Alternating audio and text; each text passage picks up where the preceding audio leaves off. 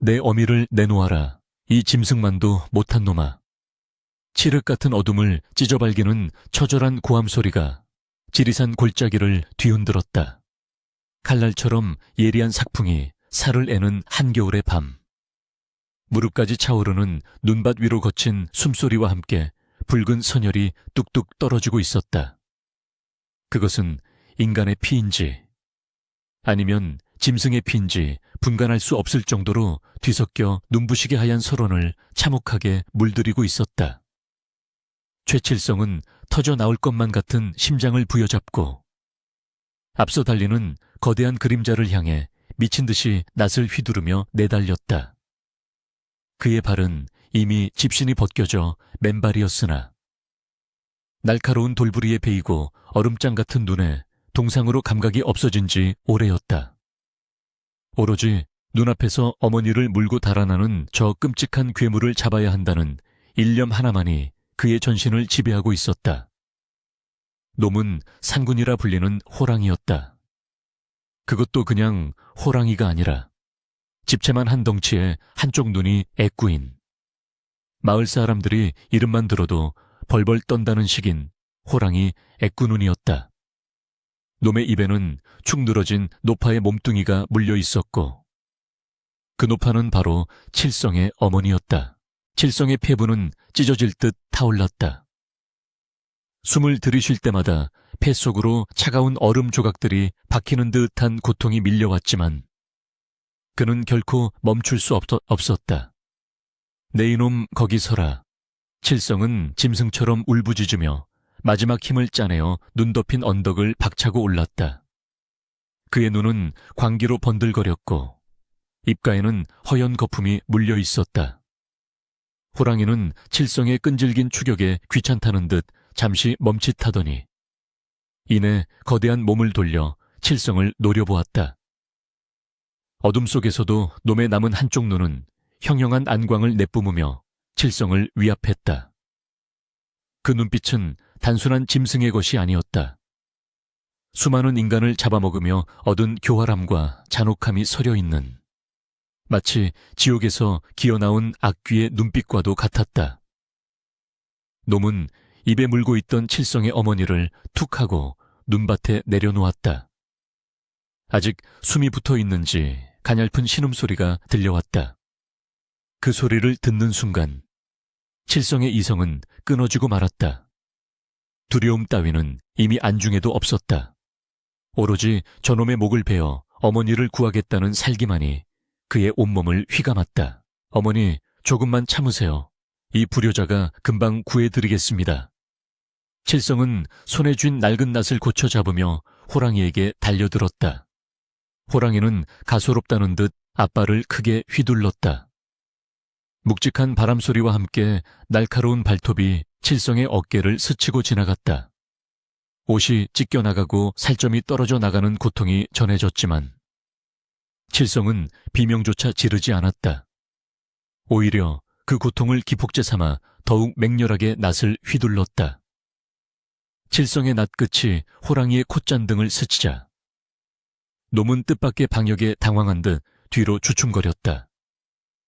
인간이라 함은 을의 자신의 포효 한 번이면 다리가 풀려 주저앉거나 도망치기 바빴건만 눈앞의 이 사내는 죽음조차 불사하고 덤벼들고 있었기 때문이었다. 칠성은 그 틈을 놓치지 않고 놈의 성한 눈 쪽으로 낫을 찔러 넣으려 했으나 놈은 재빠르게 고개를 돌려 피했다. 하지만 낫의 날카로운 끝이 놈의 귀를 베고 지나갔고 붉은 피가 솟구쳤다. 상우는 고통과 분노에 찬 괴성을 내지르며 칠성을 향해 다시 도약하려 했다. 그러나 칠성은 물러서지 않고 자신의 몸을 방패 삼아 어머니 앞을 가로막고 섰다. 내 시체를 넘지 않고서는 절대 어머니를 건드릴 수 없다. 그의 목소리는 산을 울리는 천둥소리처럼 단호하고 웅장했다. 그 기백에 눌린 것일까? 아니면 귀에서 흐르는 피가 거슬렸던 것일까? 애꾸는 호랑이는 으르렁거리는 낮은 소리를 내며 칠성을 노려보다가 이내 숲속 깊은 어둠 속으로 몸을 감추었다. 놈이 사라진 자리에는 비릿한 피 냄새와 냉기만이 감돌았다. 긴장이 풀린 칠성은 그 자리에 털썩 주저앉고 말았다. 온몸의 힘이 빠져나갔지만 쉴 틈이 없었다. 그는 기어서 어머니 곁으로 다가갔다. 어머니 정신 차리세요. 칠성의 목소리는 떨리고 있었다. 눈밭에 쓰러진 어머니의 모습은 처참했다. 호랑이의 이빨이 박혔던 어깨와 옆구리에서는 끊임없이 피가 흘러나와 하얀 눈을 검붉게 물들이고 있었고 앙상한 손은 차갑게 식어가고 있었다. 칠성은 입고 있던 저고리를 벗어 미친 듯이 찢어 발겼다. 그리고 그 천조각으로 어머니의 상처 부위를 단단히 동여매었다. 안 됩니다, 어머니. 절대 안 됩니다. 이 못난 자식을 두고 가시면 안 됩니다. 칠성의 눈에서 굵은 눈물방울이 뚝뚝 떨어져 어머니의 창백한 볼 위로 흘러내렸다. 그는 속옷 차림으로 매서운 칼바람을 맞으면서도 추운 줄도 몰랐다. 오직 어머니의 천이 떨어지는 것만이 두려울 뿐이었다. 칠성은 어머니를 등에 업었다. 앙상하게 마른 어머니의 몸은 깃털처럼 가벼웠다. 그 가벼움이 칠성의 가슴을 더욱 미어지게 만들었다. 평생을 가난 속에서 자식 하나 잘 되기만을 바라며 자신의 살을 깎아 먹이신 어머니였다. 오늘 이 사단이 난 것도 다가오는 아버지의 제사상에 올릴 조기 한 마리를 사기 위해 읍내장터에 다녀오던 길이었기 때문이었다. 칠성은 나무를 해답한 돈을 꼬깃꼬깃 모아 어머니에게 드렸고 어머니는 그 돈으로 귀한 생선 한 마리를 사들고는 세상을 다 얻은 듯 기뻐하며 집으로 돌아오던 중이었다. 해가 지기 전에 산을 넘어야 했건만 폭설이 내려 길이 지체되는 바람에 어둑해진 산길에서 변을 당하고 만 것이다.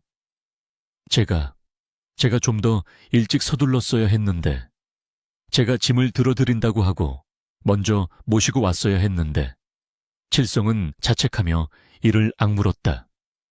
등에 업힌 어머니의 숨소리가 점점 희미해져 갔다. 그는 눈물이 앞을 가려 한 치 앞도 보이지 않는 상의를 오로지 발끝의 감각과 기억에 의존해 내려가기 시작했다. 마을까지는 좋기 10리 길이었다. 평소라면 한달음에 달려갈 거리였지만 무릎까지 쌓인 눈과 탈진한 몸, 그리고 등에 업힌 빈 어머니의 생명을 짊어진 칠성에게는 1000리 길보다 멀게 느껴졌다. 발을 내디딜 때마다 깨진 발바닥에서 전해지는 통증이 뇌수를 찌르는 듯했지만 그는 멈출 수 없었다. 잠시라도 멈추면 어머니의 심장이 멈출 것만 같았기 때문이었다. 어머니, 옛날 이야기 좀 해주세요. 네, 저 어릴 때 해주시던 그 호랑이 잡은 장수 이야기 말이에요.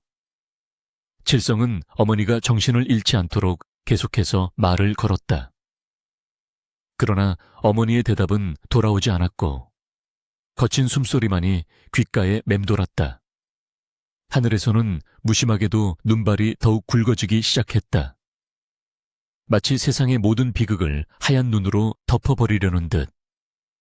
펑펑 쏟아지는 눈은 칠성의 시야를 가리고 발목을 잡아 끌었다. 칠성은 하늘을 향해 원망 섞인 고함을 질렀다. 하늘이시여, 어찌하여 저희 모자에게 이토록 가혹하십니까? 평생 남에게 해 끼치지 않고 성실하게 살아온 죄밖에 없는데 어찌하여 이런 시련을 주시나이까? 그의 절규는 눈보라 속에 파묻혀 메아리조차 돌아오지 않았다. 얼마나 걸었을까? 멀리서 희미한 불빛이 보이기 시작했다. 마을이었다. 칠성의 다리는 이미 감각이 없어 나무 토막처럼 굳어 있었지만 그 불빛을 보는 순간 마지막 남은 힘이 솟아났다. 그는 비틀거리며 마을 입구로 들어섰다. 사람 살려 누구 없소 의원님. 칠성의 애타는 외침에 잠들어 있던 마을의 개들이 짖기 시작했고 몇몇 집에서 호롱불이 켜졌다.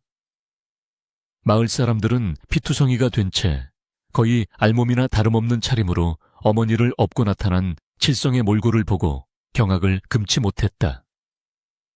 그의 몸은 온통 상처투성이었고 등 뒤에 어머니는 피범벅이 되어 있었다. 아이고, 이게 무슨 병고인가, 칠성이 아닌가.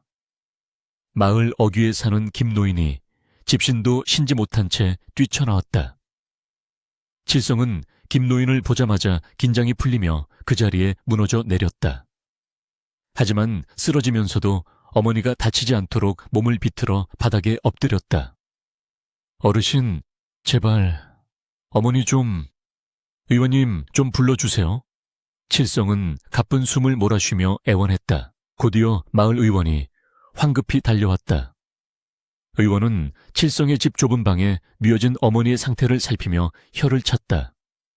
방 안은 냉기로 가득했고 칠성이 급하게 아궁이에 불을 지폈지만 온기가 돌기에는 역부족이었다. 의원의 표정이 점점 어두워지는 것을 보며 칠성의 가슴은 타들어갔다. 상처가 깊고 출혈이 심하다. 게다가 호랑이의 독이 스며들었을지도 모르니 오늘 밤이 고비일세. 의원의 말은 칠성에게 사형 선고나 다름없었다. 의원님, 제발 살려만 주십시오. 제 목숨을 바쳐서라도 은혜는 꼭 갚겠습니다. 제발요. 칠성은 의원의 바지가랑이를 잡고 오열했다. 의원은 안타까운 듯 한숨을 내쉬며 침을 놓고 약초를 지식여 상처에 붙였다. 일단 급한 불은 껐네만. 기력을 회복하려면 귀한 약재가 필요하네. 산삼이나 녹용 같은 것을 써야 하는데 자네 형편에 그걸 구할 수 있겠는가? 의원의 말끝이 흐려졌다. 찢어지게 가난한 칠성의 집안 사정을 모르는 이가 없었기 때문이었다. 칠성은 멍하니 천장을 바라보았다. 그 으름이 가득한 흙벽과 거미줄이 쳐진 석가래가 눈에 들어왔다. 가난. 지긋지긋한 가난이 또다시 그의 발목을 잡고 있었다.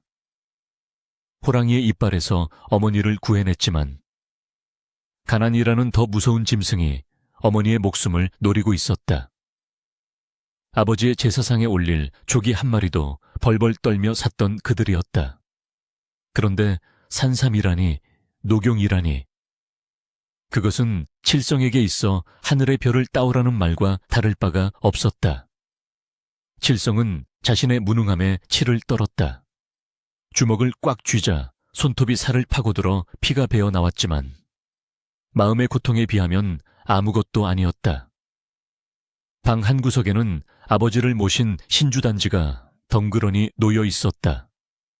칠성은 신주단지를 향해 절을 올렸다.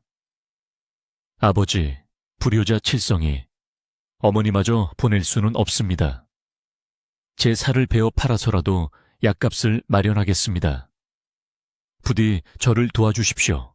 밤이 깊어지자 마을 사람들은 하나둘씩 돌아갔고 좁은 방에는 거친 숨을 몰아쉬는 어머니와 칠성만이 남았다. 창호지 문 밖에서는 여전히 매서운 바람소리가 들려왔다.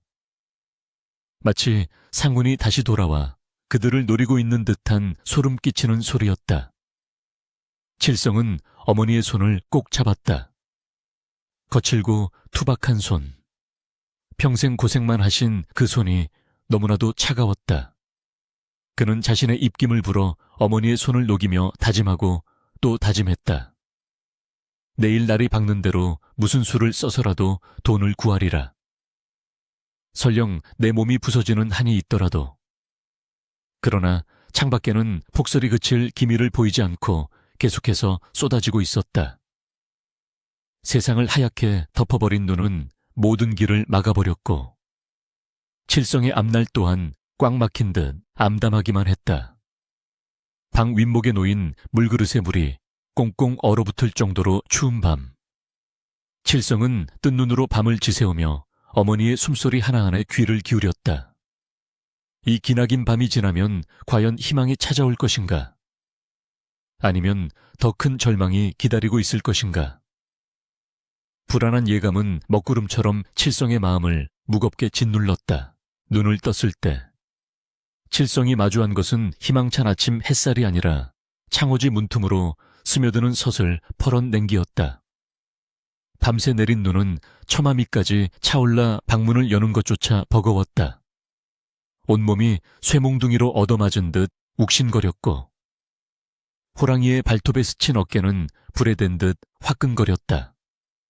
칠성은 끙하는 신음과 함께 몸을 일으키려 했으나 이내 극심한 형이증을 느끼며 다시 자리에 눕고 말았다. 피를 너무 많이 흘린 탓이었다. 옆에 누운 어머니는 가쁜 숨을 몰아쉬며 식은땀을 흘리고 있었고 그 모습은 칠성의 가슴을 청은망은 짓눌렀다.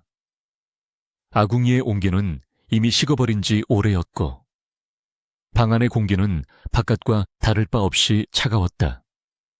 칠성은 이를 악물고 일어나 부엌으로 기어나갔다. 물 한 모금이라도 어머니께 드려야 했다. 그러나 부엌의 물독은 꽁꽁 얼어붙어 있었고 쌀독 뚜껑을 열어보니 바닥을 긁는 소리만이 요란할 뿐 쌀 한 톨 보이지 않았다.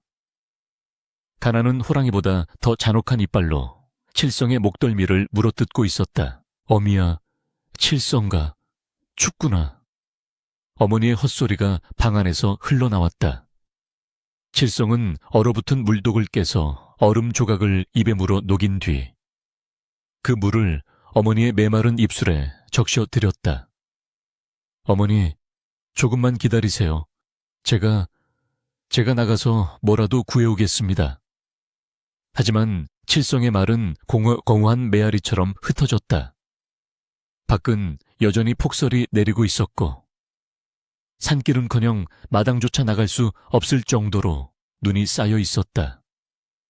마을 사람들도 이 폭설에 고립되어 각자 살 길을 도모하기 바빴다. 어젯밤 김 노인이 가져다 준 옥수수죽 한 그릇이 그들이 먹은 마지막 끼니였다. 칠성은 벽에 걸린 낡은 지게를 바라보았다. 평소라면 저 지게를 지고 산에 올라 나무를 해서 장터에 내다 팔았을 것이다. 하지만 지금은 그럴 수 없었다. 몸은 성한 곳이 없었고 길은 끊겼으며 무엇보다 어머니를 혼자 두고 떠날 수 없었다. 무력감. 뼈저린 무력감이 칠성의 눈시울을 붉게 만들었다. 사나이 대장부로 태어나 늙으신 노모 하나 건사하지 못하고 굶겨 죽이게 생겼으니 차라리 어젯밤 호랑이와 싸우다 죽는 것이 나았을까 하는 불경한 생각마저 들었다. 사흘이 지났다. 눈은 그칠 줄 모르고 퍼부었고 초가집은 마치 설원 한가운데 고립된 섬처럼 변해버렸다.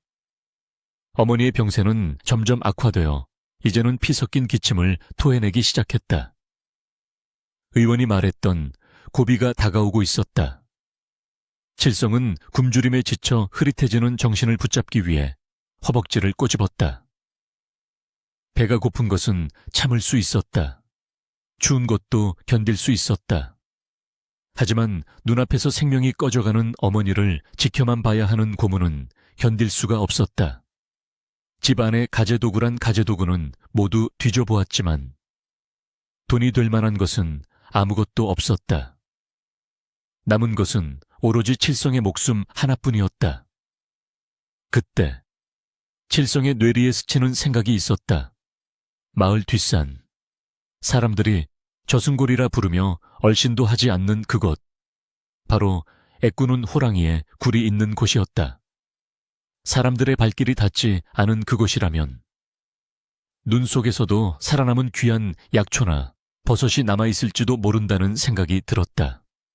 아니, 어쩌면 그것은 이성이 아닌 절박함이 만들어낸 망상일지도 몰랐다. 하지만 칠성에게는 다른 선택지가 없었다. 호랑기 굴에 들어가야 호랑이 새끼를 잡는다지 않았는가. 칠성은 혼잣말을 중걸거리며 주먹을 쥐었다. 호랑이에게 잡혀 먹히나 굶어 죽으나 죽는 것은 매한 가지였다. 그렇다면 일말의 가능성이라도 있는 곳에 몸을 던져야 했다. 칠성은 벽에 걸려있던 낫을 다시 집어들었다. 며칠 전 호랑이의 피를 맛본 그 낫이었다. 날은 무디어지고 이가 빠져 있었지만 지금 칠성에게는 세상 무엇보다 든든한 무기였다. 그는 숫돌을 꺼내어 낫을 갈기 시작했다. 슥, 슥, 슥 정적만이 감도는 방 안에 낫 가는 소리가 울려 퍼졌다. 그 소리는 마치 칠성의 결연한 의지를 다지는 주문과도 같았다. 칠성은 어머니의 머리맡에 앉아 큰절을 올렸다. 어머니, 잠시 다녀오겠습니다. 이번에 나가면 빈손으로 돌아오지 않겠습니다. 산신령님이 굽어 살피신다면 반드시 약초를 구해오겠습니다. 어머니는 대답 없이 거친 숨만 몰아쉬고 있었다. 칠성은 어머니의 이마에 맺힌 땀을 닦아드리고는 뒤도 돌아보지 않고 방문을 열고 나섰다. 차가운 바람이 칠성의 뺨을 후려쳤다.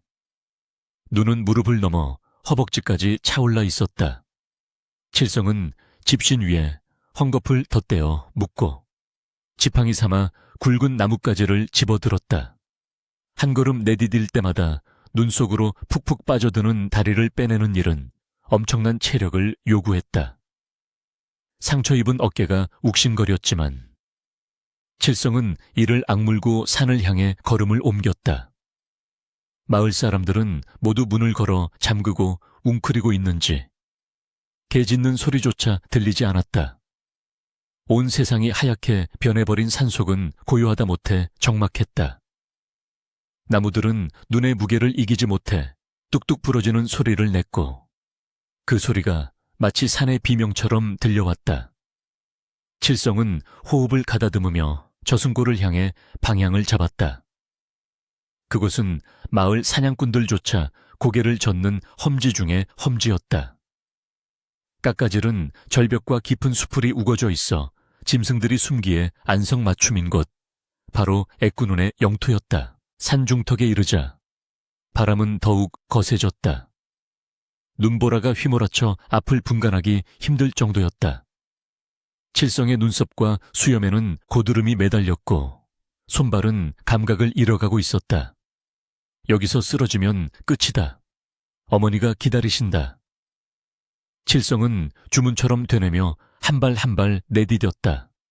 배고픔과 추위, 그리고 공포가 칠성을 덮쳤다.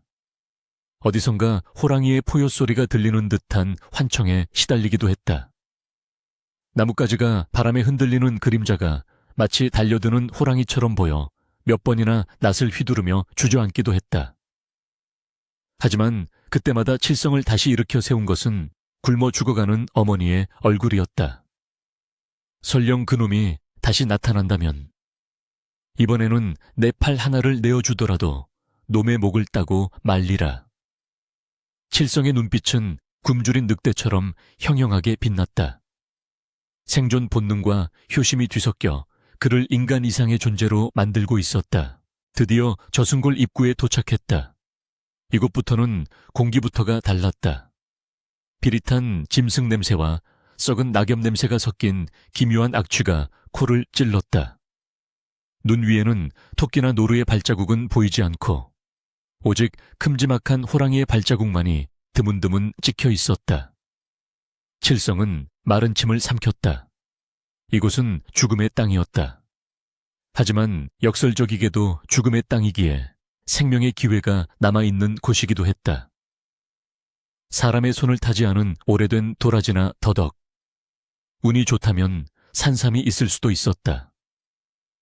칠성은 낫으로 눈을 헤치며 바위 틈과 나무 밑동을 살피기 시작했다. 눈 속에 파묻힌 풀뿌리 하나라도 놓치지 않으려는 듯 그의 눈은 샅샅이 바닥을 훑었다. 손은 이미 동상으로 벌겋게 부어올랐지만 그는 맨손으로 눈을 파헤치는 것을 멈추지 않았다. 한참을 뒤졌을까. 칠성의 손끝에 무언가 딱딱한 것이 걸렸다. 그는 급하게 눈을 파헤쳤다. 그러나 나온 것은 기대했던 약초가 아니라 앙상한 짐승의 뼈였다. 실망감이 밀려왔지만 칠성은 포기하지 않았다. 다시 자리를 옮겨 바위 절벽 아래쪽으로 향했다. 그곳은 바람을 막아주어 눈이 덜 쌓인 곳이었다. 절벽 틈새에 말라 비틀어진 넝쿨들이 보였다. 칠성은 조심스럽게 다가가 넝쿨을 걷어내 보았다. 그 순간 그의 눈이 커졌다. 비록 산삼은 아니었지만 오래 묵은 칠과 더덕 몇 뿌리가 그곳에 숨겨져 있었다. 감사합니다. 산신령님 감사합니다. 칠성은 떨리는 손으로 칡을 캐냈다. 어른 팔뚝만한 굵기에 칡은 말라붙은 어머니의 목을 축여주고 기력을 돋워줄 귀한 양식이 될 터였다. 칠성은 칡을 품에 소중히 안았다. 마치 금덩어리라도 얻은 듯 가슴이 벅차올랐다. 하지만 이것만으로는 부족했다. 어머니의 병을 낫게 하려면 더 귀한 것이 필요했다. 칠성의 시선은 자연스럽게 절벽 위쪽, 검은 입을 벌리고 있는 동굴로 향했다. 그곳은 바로 애꾸눈의 굴이라 불리는 곳이었다. 마을 사람들의 말에 따르면 그 굴 안에는 호랑이가 먹다 남긴 짐승들의 뼈가 산처럼 쌓여 있고 밤마다 귀신 곡소리가 들린다고 했다. 공포가 칠성의 발목을 잡았다. 저 안으로 들어간다는 것은 제 발로 저승 문턱을 넘는 것과 다름없었다. 하지만 칠성은 품에 안은 칡을 매만지며 생각했다. 이 칡 몇 뿌리로는 며칠 버티지 못한다.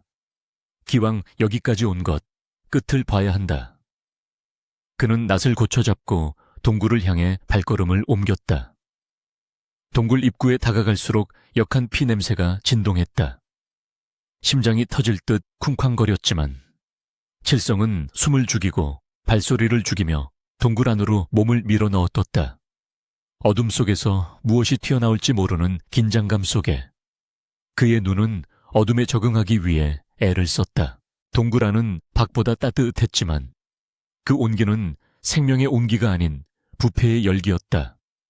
바닥에는 정체 모를 뼈들이 널려 있어 발을 디딜 때마다 우지직하는 소리가 났다.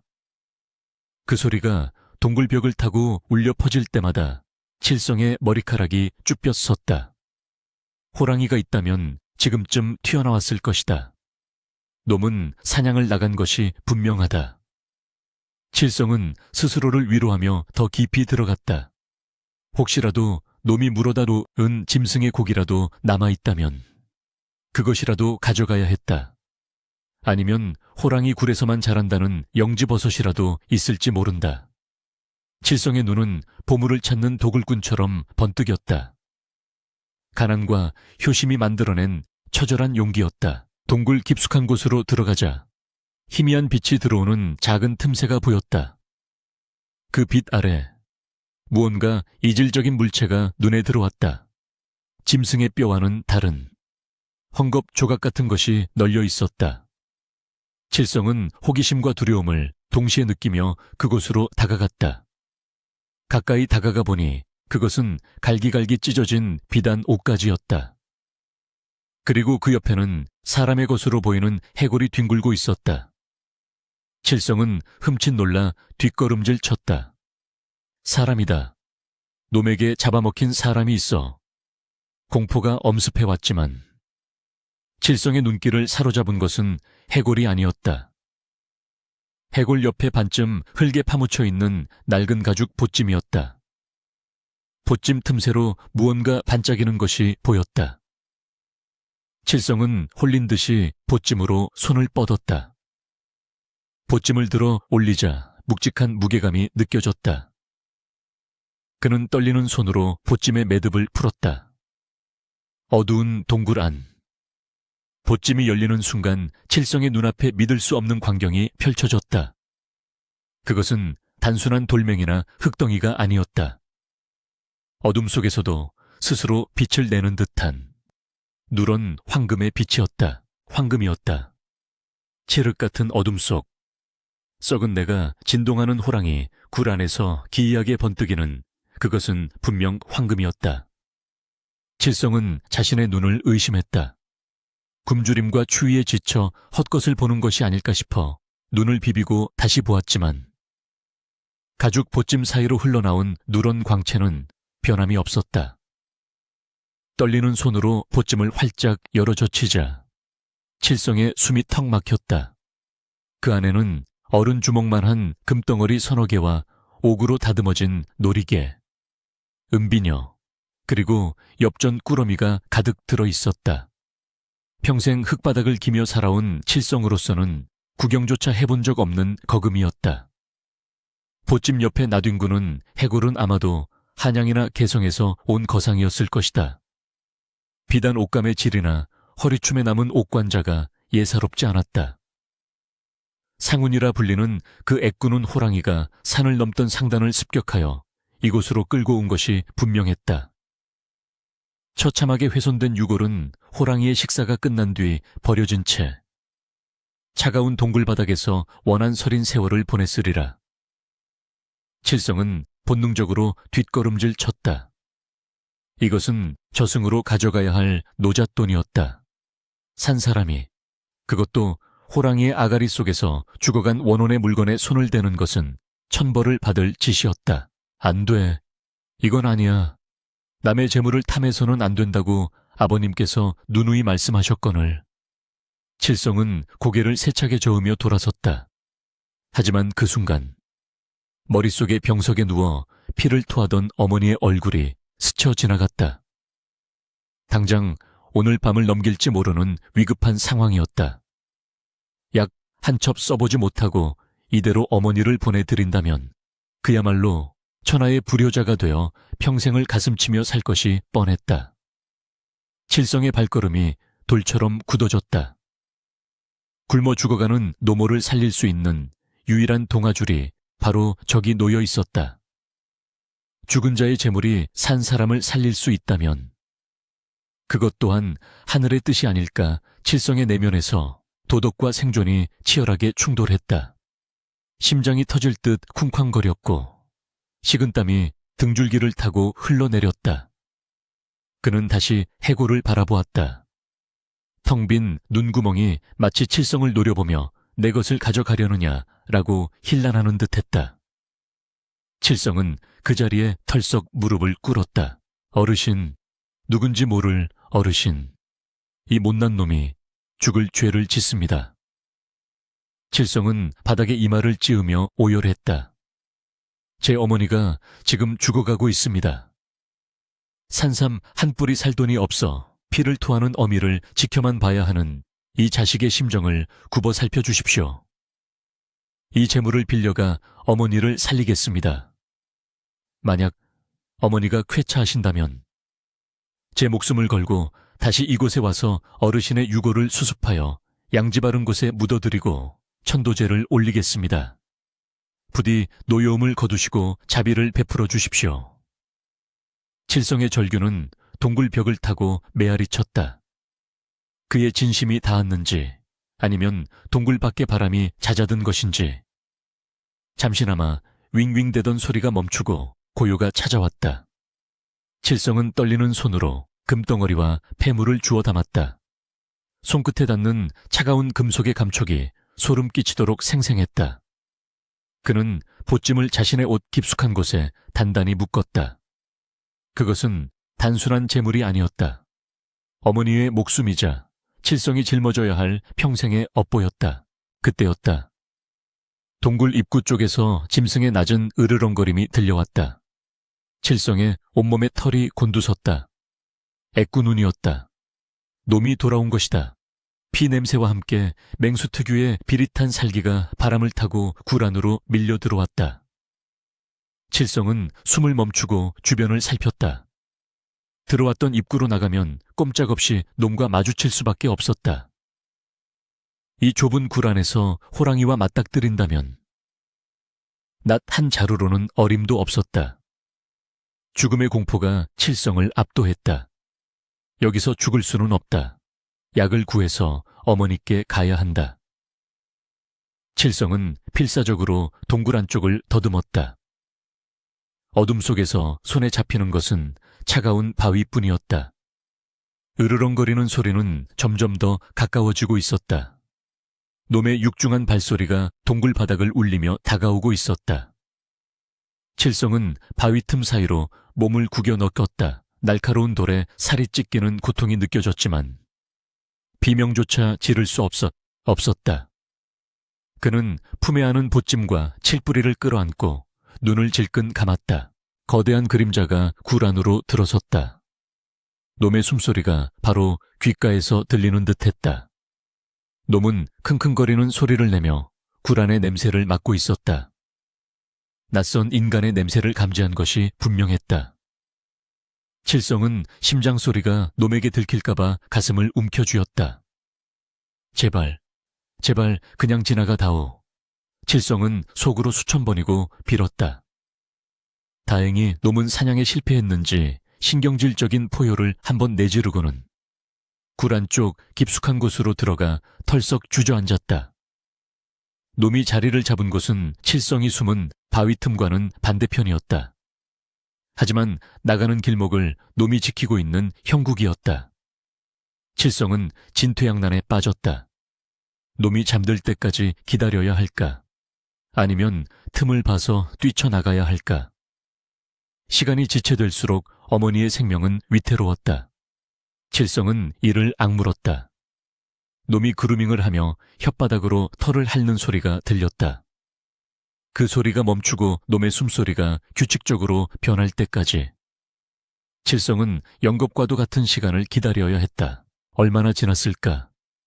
호랑이의 코 고는 소리가 동굴을 울리기 시작했다. 드르렁, 푸, 드르렁, 푸. 칠성은 조심스럽게 몸을 움직였다. 관절이 뚝뚝 소리를 낼까봐 움직임 하나하나에 온 신경을 집중했다. 그는 그림자처럼 소리 없이 바위 틈을 빠져나와 입구를 향해 기어갔다. 잠든 호랑이의 모습이 어둠 속에서도 희미하게 보였다. 집채만한 덩치가 웅크리고 있는 모습은 보는 것만으로도 오금을 저리게 했다. 칠성은 호랑이의 앞을 지나칠 때 숨조차 쉬지 않았다.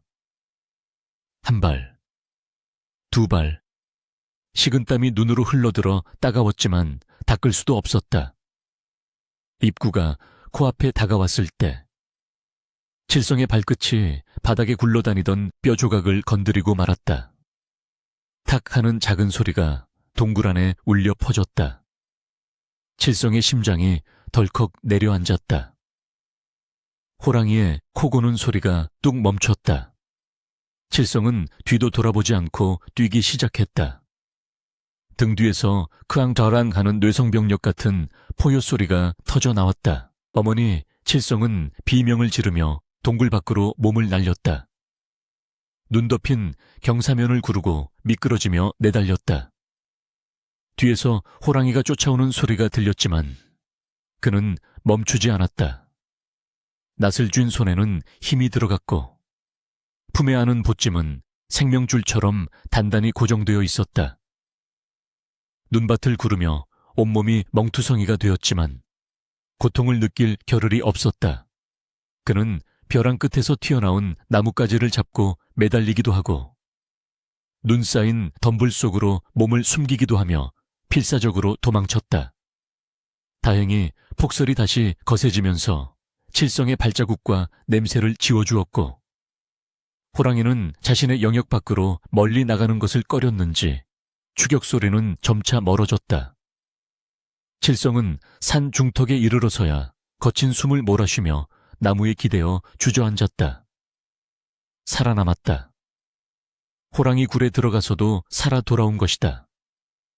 그는 하늘을 올려다보며 미친 듯이 웃다가 울다가를 반복했다. 그의 손에는 칠과 더덕, 그리고 세상을 바꿀 수 있는 황금이 들려 있었다. 마을로 내려오는 길은 여전히 험난했다. 눈은 허리까지 쌓였고 긴장이 풀린 다리는 후들거려 제대로 걷기조차 힘들었다. 하지만 칠성의 발걸음에는 전과는 다른 힘이 실려 있었다. 희망이었다.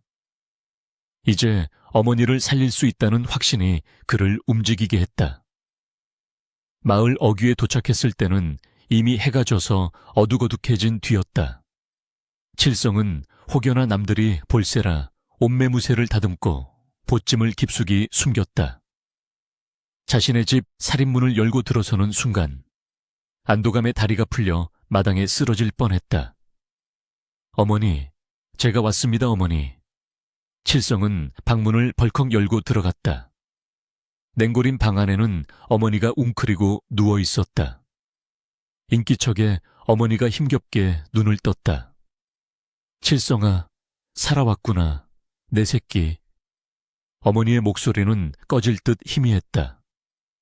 칠성은 급히 부엌으로 달려가 솥에 불을 지피고 캐온칠과 더덕을 지식여 즙을 냈다. 그리고 따뜻하게 든 약물을 어머니의 입에 흘려 넣었다. 이게 뭐냐? 향이 좋구나. 어머니가 약물을 삼키며 옅은 미소를 지었다. 칠성은 어머니의 손을 잡고 눈물을 흘렸다. 산에서 귀한 약초를 좀 캐왔습니다. 이거 드시고 기운 차리세요. 그리고 내일은 읍내 의원에게 가서 진짜 좋은 약을 지어오겠습니다. 칠성은 품속의 금덩어리를 만지작거리며 다짐했다. 이 돈이면 산삼은 물론이고 쌀과 고기도 실컷 살 수 있었다. 낡은 초가집도 고치고 따뜻한 소미불도 마련할 수 있었다. 하지만 칠성은 섣불리 돈을 꺼내 보이지 않았다. 가난한 나무꾼이 하루아침에 벼락부자가 되었다는 소문이 나면 흉흉한 세상에 무슨 병고가 생길지 몰랐기 때문이다. 특히 마을의 유지인 박좌수 같은 탐욕스러운 자들의 귀에 들어갔다간 뼈도 못 추릴 것이 뻔했다. 밤이 깊어지자 칠성은 문단속을 철저히 하고 방바닥에 낡은 구들장 하나를 드러냈다. 그리고 그 아래 깊숙한 곳에 보찜을 숨겼다. 금덩어리 하나만을 따로 챙겨 헝겊에 겹겹이 쌌다. 내일 날이 밝는 대로 읍내 장터에 전당포나 음방에 가서 이것을 돈으로 바꿀 생각이었다. 칠성은 잠든 어머니의 얼굴을 바라보며 밤을 지새웠다. 밖에서는 여전히 눈보라가 치고 있었지만 방 안은 칠성의 뜨거운 효심과 희망으로 훈훈해지는 듯했다.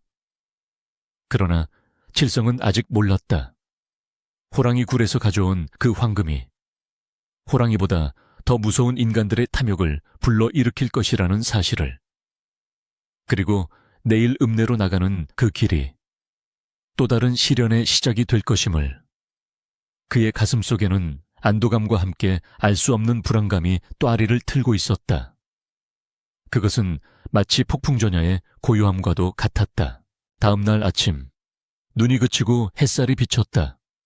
칠성은 며칠 만에 맑게 갠 하늘을 보며 헝겊에 싼 금덩어리를 품에 넣었다. 어머니, 읍내에 다녀오겠습니다. 땔감 해온 것을 팔면 약값을 좀 마련할 수 있을 겁니다. 어머니를 안심시킨 칠성은 지게를 지는 척하며 집을 나섰다. 눈 쌓인 길을 헤치고 읍내로 향하는 그의 발걸음은 조심스러우면서도 빨랐다. 장터 입구에 들어서자 오랜만에 보는 활기가 느껴졌다. 칠성은 주위를 두리번거리며 가장 큰 약재상인 천수당 쪽으로 향하지 않고 골목 안쪽에 숨어있는 은밀한 전당포, 금성방을 찾았다. 떨리는 손으로 문을 두드리는 칠성. 문이 열리고 교활한 눈빛의 주인이 칠성을 아래 위로 훑어보았다. 무슨 일로 오셨는가? 나무 팔러 왔으면 번지수가 틀렸네만. 주인의 퉁명스러운 말에 칠성은 침을 꿀꺽 삼키며 품속의 꾸러미를 꺼내 보였다. 이것을 돈으로 바꾸고 싶습니다. 헝겊이 풀리고 황금빛이 드러나는 순간 주인의 눈이 휘둥그레졌다. 그리고 그 탐욕스러운 눈동자 너머로 칠성이 감당하기 힘든 거대한 음모의 그림자가 서서히 들이우기 시작했다. 이 금덩이는 예사 물건이 아니로구나. 전당포 주인은 돋보기 너머로 칠성이 내민 금덩이를 요리조리 뜯어보며 탐욕스러운 침을 삼켰다. 순도 높은 황금. 게다가 표면에는 희미하게나마 어느 상단의 인장이 찍혀 있었다. 칠성은 불안한 눈빛으로 주위를 살피며 재촉했다. 그냥 값을 쳐주십시오. 급한 약값이 필요해서 그럽니다. 주인은 칠성의 허름한 행색과 어울리지 않는 이 귀한 물건의 출처를 의심했지만 이내 입가에 비릿한 미소를 지었다. 작물일 것이 뻔하다는 생각. 그리고 이 어리숙한 나무꾼을 속여 헐값에 넘겨받으면 막대한 이득을 챙길 수 있다는 계산이 섰기 때문이었다. 워낙 흉흉한 세상이라 이런 물건은 함부로 받기가 어려운데 말이야. 내 자네 사정이 딱해 보이니 특별히 봐주겠네. 주인은 시세의 반이반도 안 되는 엽전 꾸러미를 내밀었다. 칠성은 그 돈이 터무니없이 적다는 것을 알았지만 흥정할 겨를이 없었다. 당장 어머니의 약을 지어야 했기에 그는 돈을 받아들고 황급히 가게를 빠져나왔다. 전당포를 나온 칠성은 곧장 약재상으로 달려가 그토록 원하던 산삼과 녹용 그리고 질 좋은 쌀과 고기를 샀다. 읍내장터 사람들 사이에서는 삽시간에 소문이 퍼졌다. 저 칠성이 놈 찢어지게 가난하다더니 어디서 노다지라도 캔 모양이야. 아니지. 혹시 도적질이라도 한 게 아닐까. 요즘 산적들이 기승을 부린다더니 사람들의 수군거림이 등 뒤를 따랐지만 칠성은 어머니를 살릴 생각에 들떠 귀에 들어오지 않았다. 그는 양손 가득 짐을 들고 산길을 달려 집으로 돌아왔다. 정성껏 약을 다리고 고깃국을 끓여 어머니께 올리자 며칠을 굶고 앓던 어머니의 얼굴에 화색이 돌기 시작했다. 아이고, 칠성가, 이게 다 무슨 호사냐. 꿈만 같구나. 어머니가 따뜻한 국물을 넘기며 눈물을 흘리자 칠성도 함께 울었다. 이제 살았다는 안도감, 그리고 앞으로 효도할 날만 남았다는 희망에 부풀어 그날 밤 모자는 오랜만에 따뜻한 구들장에서 단잠을 청할 수 있었다. 그러나 그 평화는 그리 오래가지 못했다. 다음 날 아침, 요란한 발소리와 함께 포졸들이 칠성의 집 마당으로 들이닥쳤다. 죄인 최칠성은 썩 나오너라. 벼락 같은 고함 소리에 놀라 방문을 열자 시퍼런 몽둥이를 든 포졸들이 칠성을 포위했다. 그리고 그 뒤에는 뒷짐을 진 채 거만한 표정으로 서 있는 마을의 유지 박좌수가 있었다. 내 이놈 감히 내 곳간을 털어 달아나면 모를 줄 알았느냐. 박좌수의 뜬금없는 호통의 칠성은 아연실색했다. 나으리, 그게 무슨 말씀이십니까? 저는 남의 물건에 손을 댄 적이 없습니다. 칠성이 억울함을 호소했지만 포졸들은 다짜고짜 칠성을 밧줄로 결박했다. 이놈이 훔친 돈으로 약을 사고 고기를 사 먹었다는 증언이 이미 확보되었다. 관에 가서 이실직고하거라. 어머니가 울며불며 칠성의 바짓가랑이를 잡았지만 포졸들은 노모를 거칠게 밀쳐내고 칠성을 개끌듯 끌고 갔다. 관아 마당에는 이미 구경꾼들이 구름처럼 몰려들어 있었다. 칠성은 형틀에 묶인 채 무릎이 꿇려졌고 대청마루 위에는 엄한 표정의 사또가 앉아 있었다. 그 옆에는 박좌수가 억울하다는 표정을 지으며 서 있었다. 사또 나으리, 저놈은 제 집 머슴으로 일하던 자의 아들인데 평소 행실이 좋지 않았습니다. 며칠 전 제 집 곳간에 도둑이 들어 금부티와 폐물을 몽땅 털어갔는데 마침 저놈이 갑자기 큰돈을 쓰며 호사를 누린다는 소문을 듣고 잡아왔습니다. 전당포 주인도 저놈이 가져온 금덩이가 제 잃어버린 물건과 같다고 증언했습니다. 박좌수의 거짓말은 청산유수였다. 그는 마을의 실세로서 관아의 이방과도 결탁하고 있었기에 죄 없는 백성 하나쯤 도둑으로 모는 것은 식은 죽 먹기보다 쉬운 일이었다. 사또는 칠성을 내려다보며 물었다. 네가 박좌수의 곳간을 턴 것이 사실이냐? 이실직고하면 정상 참작하여 목숨만은 살려주겠다. 사도 나으리 억울합니다. 저는 결코 도둑질을 하지 않았습니다. 칠성은 피를 토하듯 절규했다. 그 돈은 제가 산에서 약초를 캐러 갔다가 우연히 주운 것입니다. 칠성의 말에 박좌수는 코웃음을 쳤다. 허허허, 산에서 금덩이를 주었다. 지나가는 소가 웃을 노릇이구나. 어느 산, 어느 골짜기에 금덩이가 굴러다닌단 말이냐. 박좌수의 비아냥의 구경꾼들도 웅성거리기 시작했다. 칠성은 입술을 깨물었다. 사실대로 말한다면 믿어줄까 호랑이 굴에 들어갔다 왔다는 말을 누가 믿어줄 것인가. 하지만 이대로 도둑 누명을 쓰고 죽을 수는 없었다. 사실은 애꾸는 호랑이의 굴에서 찾아낸 것입니다. 짐승에게 잡혀 먹힌 사람의 유골 옆에 있던 보찜을 가져왔을 뿐. 훔친 것이 아닙니다. 칠성의 고백에 장내는 순간 찬물을 끼얹은 듯 조용해졌다. 애꾸는 호랑이라니. 사냥꾼들도 벌벌 떠는 그 흉악한 맹수의 굴에 들어갔다 왔다는 말은 그 누구도 믿기 힘든 헛소리처럼 들렸다. 저놈이 매가 부족하여 헛소리를 하는구나 여봐라. 저놈을 매우 쳐라. 박좌수가 길길이 뛰며 소리쳤다. 포졸들이 군장을 치켜들자 칠성은 눈을 질끈 감았다. 그때였다.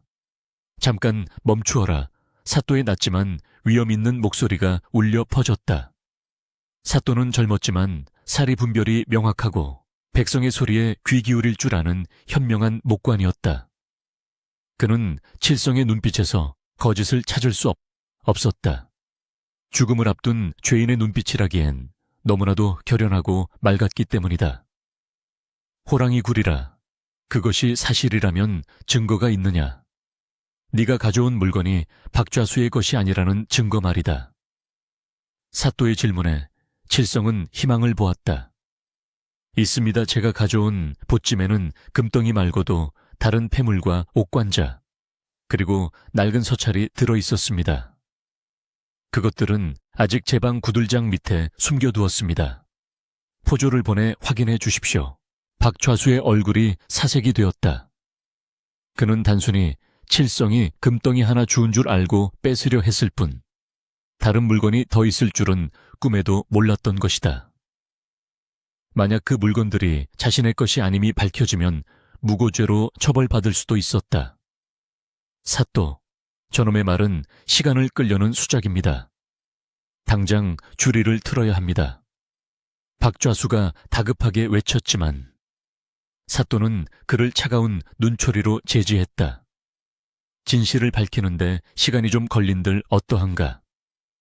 이방, 당장 포졸들을 칠성의 집으로 보내 그가 말한 물건들을 가져오라. 사또의 명령이 떨어지자 포졸들이 바람처럼 달려나갔다. 관아 마당에는 숨막히는 긴장감이 감돌았다. 칠성은 형틀에 묶인 채 하늘을 올려다보며 기도했다. 돌아가신 아버님, 그리고 집에 계신 어머니, 부디 이 억울함을 풀어주소서. 얼마 지나지 않아 포졸들이 칠성의 집에서 가져온 보찜을 사또 앞에 대령했다. 보찜을 풀자 찬란한 옥 놀이개와 은비녀, 그리고 칠성이 미처 보지 못했던 옥으로 된 도장이 굴러나왔다. 사또는 옥도장을 집어들고 인주를 묻혀 종기에 찍어보았다. 선명하게 찍힌 글자는 개성상인 김만석이었다. 사또의 눈매가 날카로워졌다. 김만석이라. 작년 겨울 지리산을 넘다가 실종되었다고 관에 신고가 들어왔던 거상이다. 호랑이에게 변을 당했다는 소문만 무성했는데 그 유품이 여기서 나오는구나. 사또는 박좌수를 향해 서슬퍼런 눈빛을 쏘아보았다. 박좌수, 이 물건들도 그대의 곳간에 있던 것이오. 개성상인 김만석의 도장이 어찌 그대의 곳간에 있었단 말이오. 박좌수는 얼굴이 하얗게 질려 식은땀을 줄줄 흘렸다. 입술이 파르르 떨리며 아무 말도 하지 못했다. 그의 탐욕이 제 발등을 찍은 꼴이었다. 그리고 또 하나. 사또는 보찜 깊숙한 곳에서 나온 낡은 서찰을 펼쳐들었다. 이 서찰에는 김만석이 고향에 있는 노모에게 보내는 마지막 편지가 적혀 있다. 어머님, 이번 장사를 마치고 큰돈을 벌어 돌아가면 푹신한 비단 이불을 깔아드리고 호강시켜 드리겠습니다. 라는 내용이구나. 사또가 편지를 읽어 내려가자 구경하던 백성들 사이에서 훌쩍거리는 소리가 들려왔다. 효심 깊은 아들의 마지막 편지가 칠성의 효심과 맞물려 사람들의 심금을 울린 것이다. 사또는 편지를 내려놓으며 칠성을 바라보았다. 최칠성, 너는 호랑이 굴에 들어가는 것이 두렵지 않았느냐? 어찌하여 목숨을 걸고 그곳에 들어갔느냐? 사또의 물음에 칠성은 흐르는 눈물을 닦을 생각도 못한 채 대답했다. 두려웠습니다. 죽도록 무서웠습니다. 하오나, 집에서 피를 토하며 죽어가는 제 어머니를 살리기 위해서는 지옥불이라도 뛰어들어야 했습니다. 호랑이 굴이 아니라 저승이라도 가서 약을 구해오고 싶었습니다. 칠성의 절절한 효심이 관아마당을 가득 채웠다. 구경꾼들은 효자다, 하늘이 내린 효자야 라며 웅성거렸다. 사또 역시 감동한 듯 고개를 끄덕였다. 내 효심이 하늘에 닿아 호랑이 아가리 속에서도 살아 돌아왔구나. 그리고 그 효심이 억울하게 죽은 김만석의 원혼까지 달래주게 되었어. 사또는 탕하고 관인을 내려쳤다. 죄인 박좌수는 들었거라. 너는 마을의 어른으로서 본을 보이기는커녕 가난하지만 효심 깊은 백성을 모함하여 재물을 갈취하려 했다. 그 죄질이 매우 불량하고 괘씸하다. 여봐라, 박좌수를 당장 하옥하고 그의 재산 절반을 몰수하여 빈민구제에 쓰도록 하라. 그리고 무고죄에 대한 죄값으로 곤장 50대를 쳐라. 사또의 추상 같은 판결에 백성들은 환호를 질렀고 박좌수는 다리가 풀려 바닥에 주저앉으며 살려달라고 애원했다. 하지만 포졸들은 가차없이 그를 끌고 나갔다. 사또는 친히 칠성의 결박을 풀어주도록 명했다. 그리고 보찜에 든 재물들을 칠성에게 내어주었다. 이 재물은 주인 잃은 물건이나 김만석의 유족을 찾을 길이 요원하고 또한 네가 목숨을 걸고 찾아왔으니 그 소유권이 너에게 있다 할 것이다. 하늘이 내 효성에 감동하여 내린 상이라 생각하고 부디 어머니를 잘 봉양하고 바르게 쓰거라. 칠성은 보찜을 받아들고 사또를 향해 큰 절을 올렸다. 나으리, 이 은혜는 죽어서도 잊지 않겠습니다. 그리고 약속드린 대로 김만석 어르신의 유고를 수습하여 편히 모시겠습니다. 칠성의 목소리는 감격에 겨워 떨리고 있었다. 그는 보찜을 품에 안고 관아 문을 나섰다. 밖에는 어느새 봄 기운을 머금은 햇살이 따스하게 내리쬐고 있었다. 집으로 돌아오는 길, 칠성은 발걸음마다 감사의 기도를 올렸다. 이제 어머니를 살릴 수 있다. 그리고 다시는 가난 때문에 서러움을 당하지 않아도 된다. 하지만 칠성의 마음속에는 기쁨보다 더 큰 무거운 책임감이 자리 잡고 있었다. 이 재물은 단순한 횡재가 아니라 억울하게 죽은 이의 한과 자신의 목숨을 건 사투, 그리고 어머니를 향한 간절한 염원이 얽혀있는 귀한 것이었다. 집에 도착하자 어머니가 비틀거리는 몸을 이끌고 마당까지 나와 칠성을 맞이했다. 칠성아, 무사했구나. 관에 잡혀갔다는 소리를 듣고 내가 얼마나 놀랐는지. 어머니를 끌어안은 칠성은 소리내어 울었다. 어머니, 이제 다 끝났습니다. 이제 고생 끝입니다. 모자의 뜨거운 눈물이 마당의 잔서를 녹이고 있었다. 그날 밤, 칠성은 보찜을 풀어놓고 앞으로의 계획을 세웠다. 그는 단순히 잘 먹고 잘 사는 것에 그치지 않고 자신처럼 가난하고 힘없는 이들을 위해 무엇을 할 수 있을지 고민하기 시작했다. 호랑이 굴에서 얻은 것은 황금만이 아니었다. 그것은 세상을 바라보는 새로운 눈과 넓어진 가슴이었다. 며칠 후 칠성은 마을 사람들을 불러 모아 돼지를 잡고 잔치를 벌였다. 그리고 약속대로 호랑이 굴로 다시 올라갔다. 이번에는 혼자가 아니었다. 사냥꾼 몇 명과 스님 한 분을 모시고 갔다. 굴 입구에서 연기를 피워 호랑이를 쫓아낸 뒤 칠성은 김만석의 유고를 정성스럽게 수습했다. 양지 바른 곳에 묘를 쓰고 제사를 지내주며 칠성은 마음속으로 깊이 맹세했다. 어르신이 남기신 이 재물 헛되이 쓰지 않겠습니다. 부디 저승에서는 편안히 쉬십시오. 제사를 마치고 내려오는 길, 산바람이 칠성의 땀을 식혀주었다. 그 바람결에 호랑이의 울음소리가 들리는 듯했지만 이제 칠성은 두렵지 않았다. 그의 가슴 속에는 그 어떤 맹수보다 강한 효와 의의가 단단히 뿌리내리고 있었기 때문이었다. 세월은 흘러 칠성의 집은 점차 번창해갔다. 그는 단순히 땅을 늘리는 데 그치지 않고 서당을 지어 가난한 아이들을 가르치고 흉년에는 곳간을 열어 배고픈 이들을 먹였다. 사람들은 그를 호랑이 잡은 효자 최부자라 부르며 존경했다. 하지만 이야기는 여기서 끝나지 않는다. 칠성이 심은 선행의 씨앗이 훗날 그의 가문에 어떤 거대한 복으로 되돌아오는지, 그리고 그가 늙어서 맞이하게 될 진정한 행복이 무엇인지 마지막 장에서 그 결실을 맺게 될 것이다. 지리산 자락에 매서운 칼바람이 잦아들고 그 자리에 따스한 봄볕이 스며들기 시작했다. 겨우내 얼어붙었던 계곡물이 녹아 졸졸 흐르는 소리가 들려올 무렵 칠성의 집 앞마당에는 향긋한 쑥 내음과 함께 활기가 넘쳐 흘렀다. 칠성이 구해온 귀한 약재와 지극정성 어린 간호 덕분에 죽음의 문턱까지 갔던 어머니는 기적처럼 기력을 회복하셨다.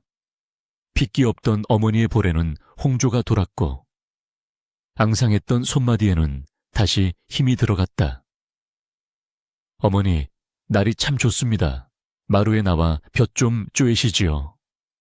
칠성이 어머니를 부축하여 툇마루에 앉혀드리자 어머니는 아들의 손등을 어루만지며 환하게 웃으셨다.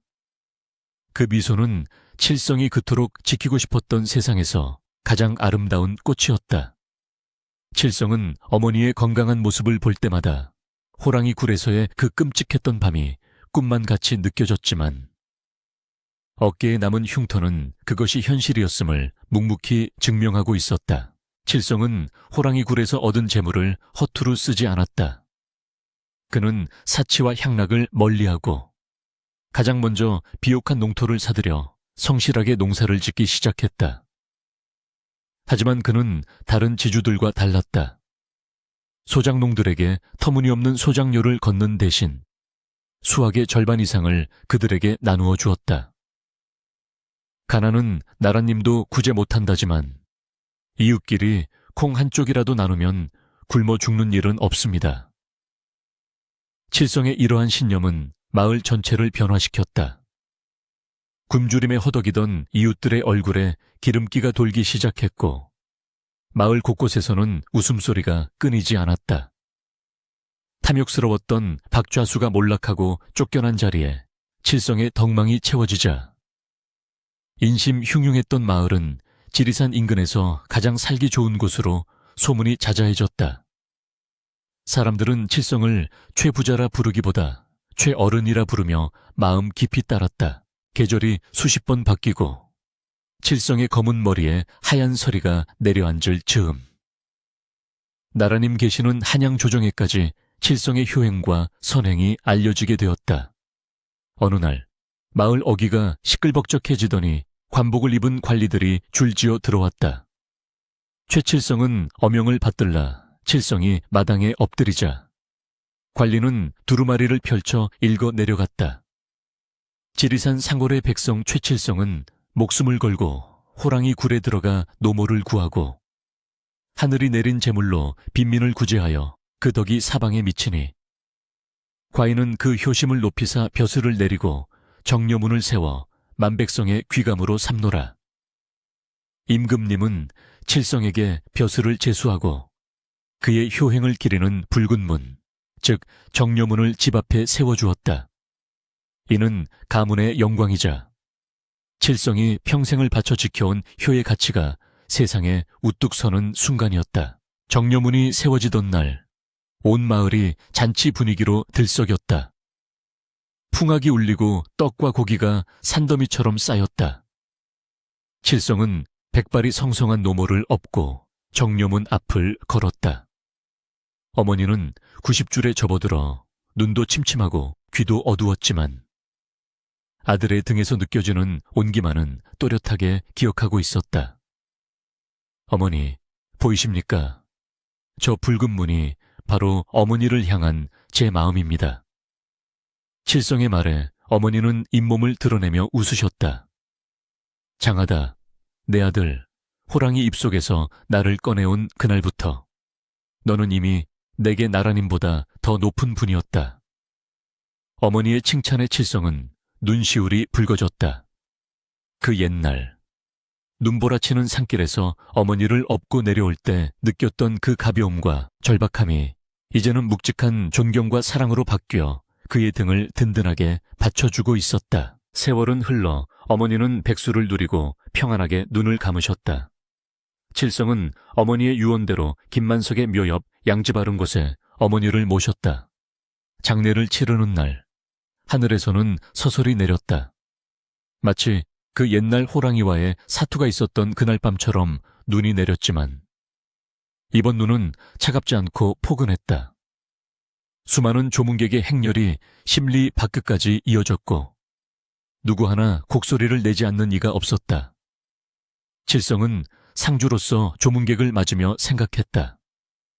어머니는 가셨지만 어머니가 남겨주신 사랑은 내 가슴 속에 그리고 우리 가문의 핏줄 속에 영원히 흐를 것이다. 그는 자식들을 불러 모아 말했다. 재물은 있다가도 없는 것이나 효와 의는 영원히 남는 것이다. 너희는 부디 이 아비가 호랑이 굴에서 무엇을 가지고 나왔는지 황금이 아니라 그 속에 담긴 마음을 기억해다오. 그 후로도 최씨 가문은 대대로 번창하여 명문가로 이름을 떨쳤다. 칠성의 후손들은 과거에 급제하여 나라의 동량이 되었고 흉년이 들 때마다 곳간을 열어 백성을 구하는 가풍을 이어갔다. 사람들은 지리산 자락을 지날 때마다 칠성의 집 앞에 우뚝 선 정료문을 보며 이야기를 나누었다. 저기가 바로 호랑이 굴에서 어머니를 구하고 황금을 얻은 효자 최칠성의 집이라네.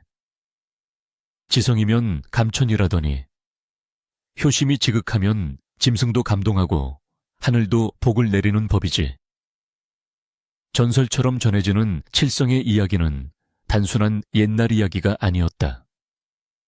그것은 각박한 세상을 살아가는 사람들에게 효라는 꺼지지 않는 등불을 밝혀주는 이정표가 되었다. 어느 늦가을 저녁, 노년의 칠성은 지팡이를 짚고 뒷산 언덕에 올랐다. 저 멀리 붉게 물든 단풍 사이로 애꾸눈의 굴이 있던 골짜기가 보였다. 이제는 수풀에 덮여 흔적조차 찾기 힘들어진 그곳을 바라보며 칠성은 회상에 잠겼다.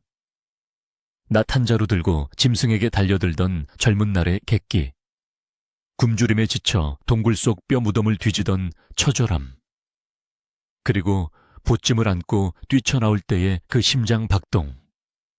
그 모든 고난이 씨앗이 되어 지금의 평온한 숲을 이루었다. 칠성은 허리춤에서 낡은 옥도장을 꺼내 만지작거렸다. 김만석의 유품인 그 도장은 이제 칠성에게 부적과도 같은 물건이었다. 어르신, 그리고 상훈이여, 그대들이 있었기에 내가 사람이 될 수 있었소.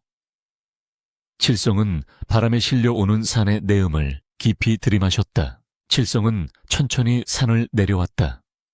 집으로 가는 길, 마을 아이들이 뛰놀며 칠성을 보고 최 할아버지 뭐냐 하며 달려와 안겼다. 아이들의 맑은 눈망울 속에서 칠성은 자신의 어릴 적 모습, 그리고 어머니의 따스했던 눈빛을 보았다. 그는 주머니에서 곶감을 꺼내 아이들에게 나누어 주며 빙그레 웃었다. 해가 서산으로 넘어가며 온 세상을 황금빛으로 물들이고 있었다. 마치 칠성이 호랑이 굴에서 발견했던 그 찬란한 빛처럼 그의 인생 후반부는 따스하고 아름다운 황혼으로 빛나고 있었다. 하늘은 스스로 돕는 자를 돕고 효는 만복의 근원이라는 옛 성현의 말씀이 틀린 것이 하나 없었다. 바람이 불어와 정료문의 현판을 스치고 지나갔다. 그 바람 소리가 마치 잘 살았다, 참으로 잘 살았다 라고 속삭이는 듯. 됐다.